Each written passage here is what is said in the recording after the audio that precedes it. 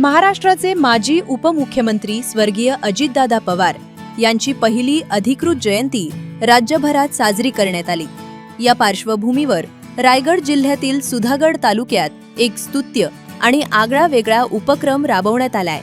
सुधागड तालुका ग्रामसेवक संघटनेचे अध्यक्ष मयूर कारखानीस यांनी स्वतः पुढाकार घेत ज्या शासकीय कार्यालयात किंवा शाळा महाविद्यालयांमध्ये दादांची प्रतिमा उपलब्ध नव्हती तिथे स्वखर्चाने प्रतिमा आणि पुष्पहार भेट दिले।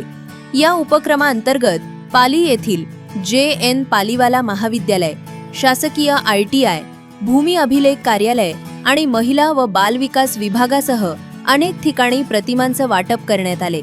संबंधित अधिकारी आणि शिक्षकांच्या उपस्थितीत प्रतिमेचं पूजन करून दादांच्या विकासाभिमुख कार्याला विनम्र अभिवादन करण्यात आले।